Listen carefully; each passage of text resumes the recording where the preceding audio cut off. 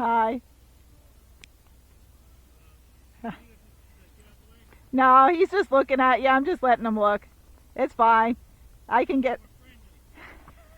I know, they never know. They're like, they're gonna eat me.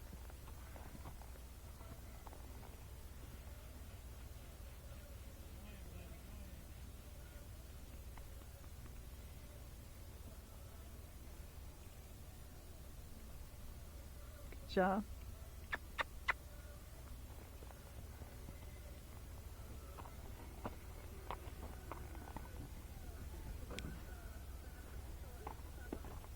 He's like, they're both gonna get me. Oh.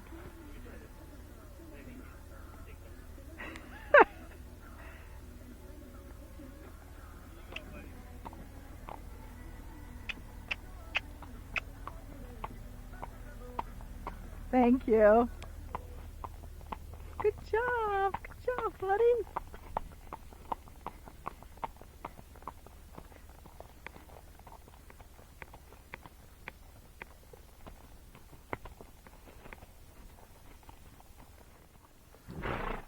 All right, Don, so I'm going to talk to you while we trail ride. So we're out here by ourselves. And all horses are different. So some are brave and bold and, you know, just go off on the trail and don't look at anything. Those horses are usually pretty competitive in groups because they're more on the dominant side. The more submissive ones like this, which I get a lot of, when you go out on the trail alone, you got to push them. And so it's best to wear spurs or carry a stick because you might have to get after them a little bit, like leaving the barn and going out here. And then once they're out here, they're fine. But you got to push them some and be their dominant leader so they know you're in charge, you're going to take care of them, and they have to go where you want to go.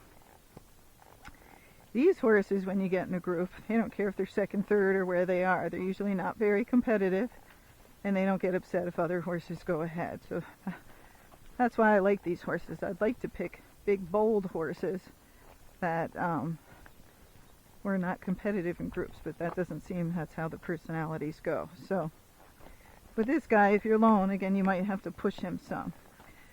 And the other thing these kind of horses do is when you're going out, they kind of wobble back and forth. They act like they're drunk, like they can't go in a straight line.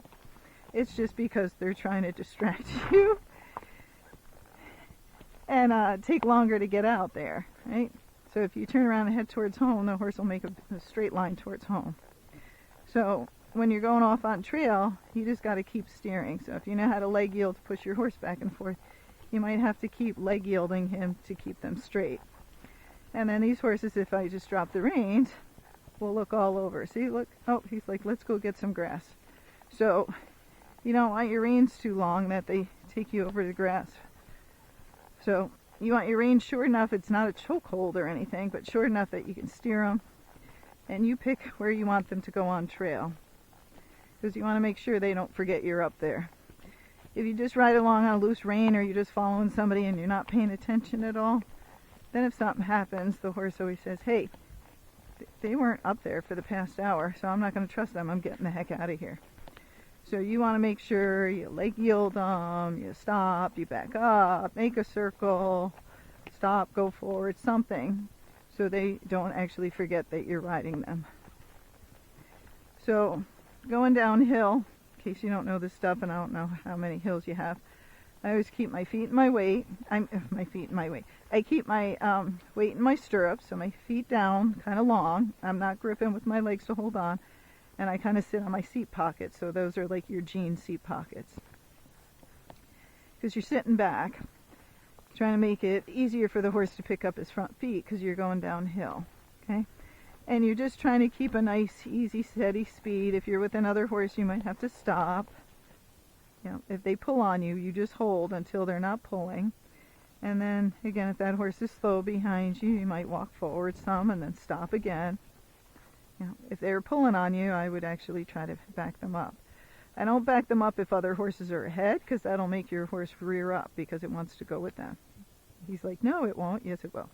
So if you're first, though, you can stop, back up, stop, back up. Then you get your horse better stop with you, and you get their back up better while you're waiting for the other person. You can always stop and give a little cookie, then it makes them want to stop and wait for the other horse. Or you can serpentine. So this is a serpentine. When you right rein, right leg, left rein, left leg. Right rein, right leg, left rein, left leg. So it's little half circles, and you just serpentine back and forth on the trail. That way your horse still gets to go forward, so you're not hanging on him or anything, but it lets the horse behind you catch up because it slows this horse down. Okay, so the other thing you can do is you leg yield them, like push them off your left leg on the trail, go straight a little bit, and push them off your right leg. He's like, wait a second, I'm going to the bathroom. Alright, so then you push him off your right leg. So even though he's kind of sensitive, like on the ground up here, if he's not listening to your leg, then you wear a pair of spurs, and I can tell you which ones are good as well. But you're trying to make sure he doesn't ignore you. So if you're pushing him over, he knows how to do this. It's just him being lazy, like I don't want to do it. And you want to get right after them. So the spurs are better because otherwise you end up kicking your horse and then you kick it forever. So you always want to use your leg first, then your spur, if they're not paying attention. Because the spur's only there for backup, it's not the first choice. So the leg's the first choice. Okay. So then you go straight again. But every once in a while you want to give them jobs to do so they pay attention. Because sometimes these horses like to go out to lunch, and then people are like, they're tripping and they're doing this and that, and I go, because you're riding them like a quarter horse. They're not quarter horses. You got to kind of keep them collected a little bit and keep them together and keep them paying attention. So again, if he keeps trying to go on a certain area of the footing, you push him where you want him on the trail, and then just keep after him. And when they go in the right spot on the trail, that's when you leave them alone. And when they go off on the side or wherever else they want to go, you make that uncomfortable by pushing them back over or leg yielding. Give a job. So the whole thing with horses, the basics is to the training is make the right thing easy, make the wrong thing hard. So if he wanted to go off on the side of the trail, well, I might just keep jabbing him with my spur when he gets over there. So see, that's making the wrong thing hard. And then when he walks in the middle, I'll be like, oh, I'll just leave you alone on a nice little rein. Okay? So I'm going to shut you off until we get something else to talk about. But that's downhill, just sitting back, keeping a slow speed. And I usually, if they're speeding up, which he usually doesn't do, but if he was, or pulling, I squeeze and relax on my rein, which is a half halt. And I squeeze and relax on my rein. And then I might go a couple steps, and then I squeeze and relax. Oops, we stopped you. Good boy. It's okay. But I do that every couple steps or so to keep them on their back end and to keep them slow. Okay, I thought of another thing. So if when you're going downhill on the gaited horses, it makes a lot of them go towards the pace, which is the end of the gaited spectrum. You have gait on one side. You have pace on one side and trot on the other. I'll send you a video on that. So when if you're going downhill and it feels choppy, they are most likely going towards a pace, because going downhill will make them pacey and uphill usually makes them trotty. So when you go downhill, you just want to stay slow, and if they're going downhill fast and it's not smooth, it's choppy, you slow down, because that's making the horse pacey, and you don't want them to learn to pace under saddle because it's just a lazy gait and it's not comfortable for us. So always think when you go downhill, go slow or leg yield or serpentine, or go and stop. But if you're going faster and I'm moving my head, it feels like this, or it's choppy, the answer is slow down, go slower. Anything like this, like a little gully, you always go down slow till you get to the very base or stop in the middle, and then go up slow, and then you can speed up if you need to. If you go down those fast and up the other side fast, it makes the horses spunky. It also makes them pace, so they'll pace down and then they will pace up, which you don't want to do. And it also makes the horses that are riding behind you excitable because they think you're taking off. So if you're riding with someone and they do that, ask them if they would just walk down all the gullies and walk up the other side. and you do the same for the people with you. That's kind of trail etiquette I'm throwing in, because we want to keep everyone safe. That's us.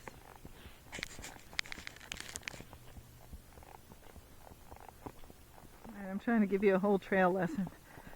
The horses see out of the sides of their head. So when you're riding, when they're looking at stuff, see his head? They turn it back and forth. The problem is when they do that, they're not paying attention to where they're walking, and they will trip or stumble or fall, because it's like you walking with your phone texting and we're not paying attention, and next thing you know, you walk into a glass door, which is hilarious. Anyhow, so when I'm riding him, I'm the one who can look around. He has to keep his head straight. It's the same thing if you're driving a car. You can look around, but the car can't start swerving around. So it's the same with their horse. When you're riding, they have to keep their head straight. You know, he's looking at this log up here because it looks funny. And it looks funny to me. It might not look funny to you, but they see out of the side of their head, and their depth and their vision is different. So I'm going to stop and just let him look. So if I want to let him look, I will stop and let him turn his head side to side, so they don't fall down and they're paying attention. What they'll do is they'll turn it side to side for a while, and then they'll start walking. See, he just walked off, and that means they're not afraid anymore, and then they'll go by it. If they're turning their head side to side and you start beating the hell out of the horse, you scare them, and then they're like, I'm not going. So this horse is pretty good that if you just let him stop and look at it, he'll go by it. If he's really scared, he'll just stand there. And then my advice is to get off, walk up to it or over it like I did with the bridge, and go back and forth a bunch of times by it, turning their head, you know, go by it on their right side and then go by it on their left side, so they see it out of each eye. And then when they're just walking by and they don't care about it anymore, get back on and go by it. Lots of other people and trainers will tell you just beat them up and, you know, get that horse by it. All that does is it does make the horse go by things, like some are scared of this rock. It makes them go by things, but it makes them scoop by things and run by things. And then they're always a little bit jumpy. So you're trying to make a calm horse. So you want to just get them used to stuff and take your time over it and don't rush. And if you're with somebody rushing, you just get off your horse, tell them to go ahead, and you work on it from the ground. And then if your horse is upset, just hand walk them back. And then, you know, once you're back at the barn, ride them around and do some stuff with them. Okay. So there's pipes and stuff out here. Again, we're by ourselves. So now we're going uphill. So this is just our regular like horse walk. And yeah, as we go uphill, they're going to want to go faster because it's easier on them. So our first gait was our flat walk, in case you don't remember. So you're going to see his head going up and down. It's hard to know where this camera is looking sometimes. So his head's going up and down, and I'm slightly moving back and forth in the saddle. Not that much with this horse. So it's pretty smooth. Now he has lots of different speeds. So what you're trying to do is pick a speed to keep them at. As they get tired, then it's always nicer on the horse if you let them go a little faster, because it's easier for them. And this is a big hill, I take them up. Alright, so I'm going to go a little faster so you see what it looks like from up here. Okay, so now you'll see like a little bounce in his step. He's not shaking his head as much. He's kind of in between his gaits right there. That was a thing we went over. So you'll see his head's up, and if anything, I want to keep this horse's head up a little bit so he doesn't go towards the trotty side. Okay, so in his feet, you don't have to remember that that was just a canter step he put in. Is 1, 2, 3, 4, 1, 2, 3, 4, 1, 2, 3, 4, 1, 2, 3, 4. And all you're doing is if it feels bouncy, like, oh, right there, it's a little bouncy, I'm going to squeeze and relax on the rein and a little leg at the same time. So it's like you push on the gas and the brake at the same time. Listen, 1, 2, 3, 4, 1, 2, 3, 4. So soft bump is fine, or smooth is fine. Hard bump, you don't want that. So you practice some areas where you gait, and then if the horse gets tired, you can stop, but otherwise you just let them come back to walk and walk for a little bit. That's the reward for gaiting. If you just run them, sometimes you'll make them crazy. But then they also don't want to go on the trail because you're exhausting them. Okay, so now we just gait up the hill. Now I'm on, you can see in the shadow, loose rein. So if you're on a loose rein, always keep your hand up, because again, if they're looking around and they trip, you want to pull their head up. They're not like quarter horses, so you drop the rein and they trip, they might fall on their face or just start eating grass. You always want to kind of keep your hand up and sit back. So if they do trip at all, you yank their head up and kind of hit them with your legs and scare them a little bit so they pop themselves back up. Okay? So I'm telling you all the gaited secrets here. Alright, so now I'm going to stop. So we're out here by ourselves. He's just looking around, but otherwise he's calm. But again, the weather's good here. It's nice. Let's walk off again. So by you in the beginning, they might be a lot more excitable, and you might have to lunge them or do a lot more work before you ride them to, you know, get them calm and get them used to that weather. Alright, so now let's try some gaiting again. And of course you could just walk if you wanted to walk, but I don't think you need help with that. So I'm going to speed them up. So see that little hop in a step? So now I'm going to half halt. If I just let him go, here he's still gaiting. He's still gaiting. There he got a little bouncy, not bad. So he's more towards the foxtrot when he does that. Now, when he picks his head up and it feels smooth, you see it way up like that, that's when he usually goes towards the rack. And you'll kind of feel it go side to side. Any of those are fine on the trail. Okay? Alright, so now I'm going to ask him to canter, which I wrote down for you. But what I do is I squeeze and relax on the rein. That's a half halt. Shift my weight, the opposite of the lead I want. You might not know leads yet, but I'm going to ask him for his right lead. So I'm going to shift my weight to the left. And I'm going to ask him to canter, if he's not exhausted, with my left leg. Okay? So here I go. He's not paying any attention to me. So half halt, shift my weight to the left leg. Nothing's happening, so now I'm digging my spur into him. Wake up, bacon. So he's gaiting. There he finally cantered. Oh, that's good he showed you that. So he didn't pick it up because we're kind of going downhill and he did a funky gait, so I just pulled him out of it. So let's try it again. So if they, you know, they don't canter, don't let them keep running downhill or gaiting spastically. So a half halt, shift the weight to the left leg, asking for the right lead. Okay, we have the lead. It's a little fast, not bad. Oh. I was like wondering, he's usually not fast, so probably because this tree's down. Alright, so I'm going to get us, we'll figure out where to go over the tree. So this is good. This is an obstacle, right? So you see a big bush, it's probably pretty hard to go over. You look at this side and you're like, well, that goes uphill. It has been raining, because you got to think all these things. My horse might slide down that hill. I don't know about it. Now down there, I don't know about the footing. I'm not positive. So when you're getting used to a new horse, the safest thing is not to scare him. So I'm going to get off. Good boy. Yep. Now you can always go up and see, hey, can he crawl over it or not? But I've been around these trees before and I know we can't. So we're going to go downhill. Come on, Bacon. Now again, I could ride him downhill because I know him, but I'm trying to help you, not me. Okay. So look, there's even footprints. Somebody else came down here. So he's sure fitted. He's fine. So what we're trying to do is just go around the obstacle. So you might run into something like this. This is hard for a horse to walk over. It's not the best thing. Okay.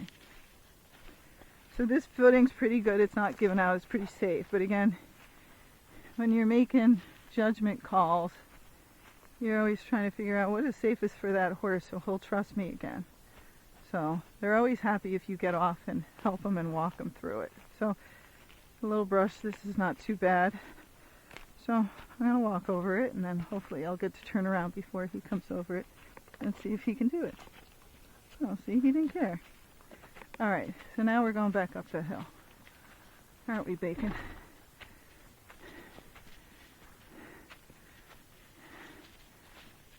Alright, that's a lot to step over, but what the heck, let's go over it. Come on, Bacon.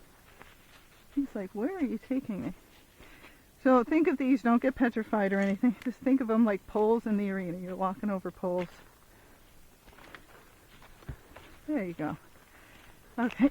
Oh, almost wiped out myself. So now we're on the other side of it. Okay? Good job. So Bacon gets a little cookie. He's only 6 years old for trusting me and doing that.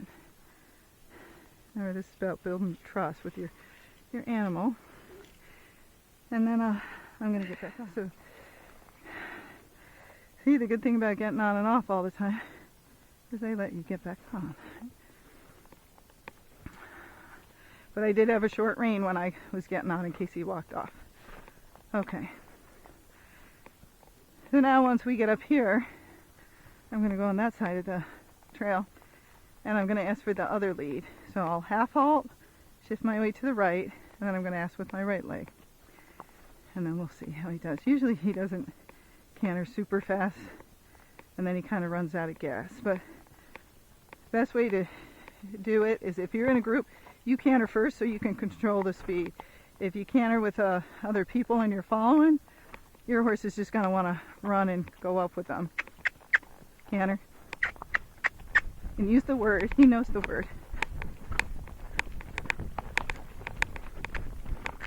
There, he's got the lead. So anything funky, gaited horses sometimes do that. You just bring them back to a walk and ask him again. Okay, now he's getting a little fast, so I'm going to slow him back down.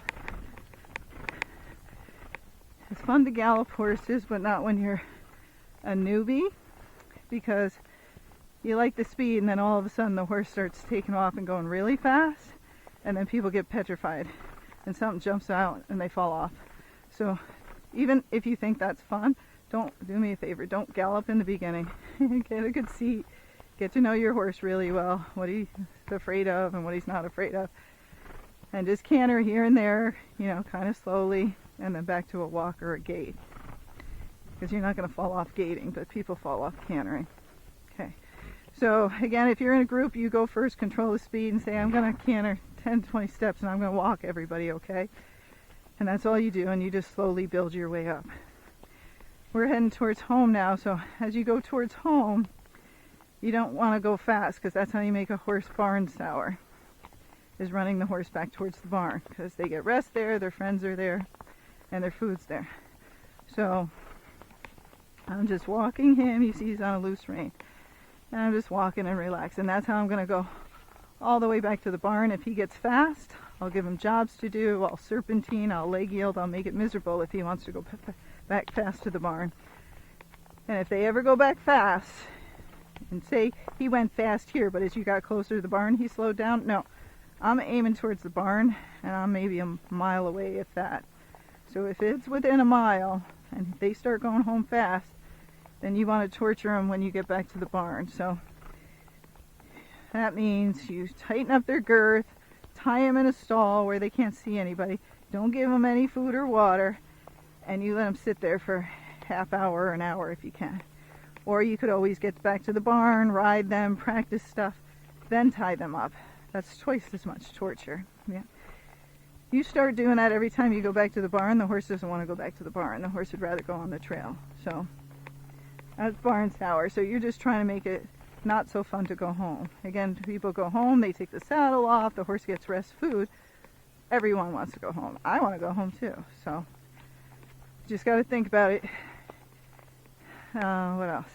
So it's a whole relationship. You're going to have good, bad times. You're going to have great times, crappy times. That's what it's about. It's just like having a husband or a wife.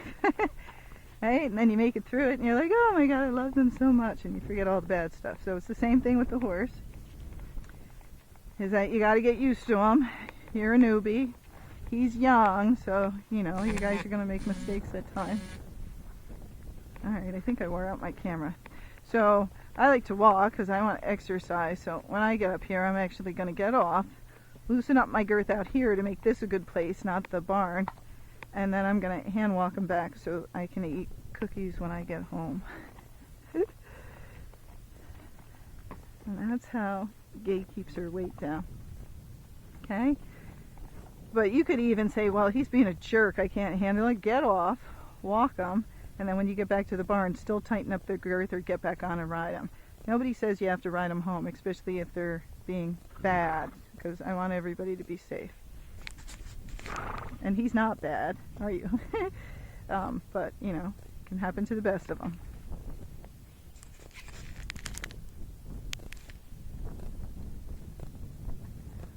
So I walked back to the barn. I just tightened his girth up to make him miserable here. That's blowing in the wind, so as I was walking, he came into my space. I always keep him 3 feet back. So if something scares him and they come forward, you just wiggle back and forth like this. He knows what it means, and get him out of your space. If something's scary, their natural thought is jump forward, run away from it. But you want to be scarier than that is scary, because you never want the horse to step on you. So if they jump forward, you back them up, and then if you want, you can turn them towards this. He's already seen this, so, and you could walk, you know, that way past it, so that his left eye, and then turn around and walk by it this way, so then it's his right eye. And I go back and forth until the horse is over it, okay? But never let him jump in your space. Try not to let him get in your space. And he knows the wiggle, and you can wiggle lightly, but if that doesn't work, you do harder and harder, or you even take the reins if that's all you had and smack him in the chest or the knees. But remember, the horse can't hurt you if they can't get in your space, so that's why I'm always keeping them out of my bubble. So I tighten the girth up, and then we're going back. He was totally fine, but just to reinforce it, I'm going to tie him up for a while I'm getting the next horse ready.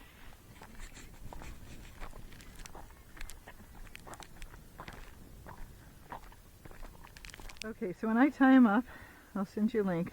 This is a Aussie tie ring, okay?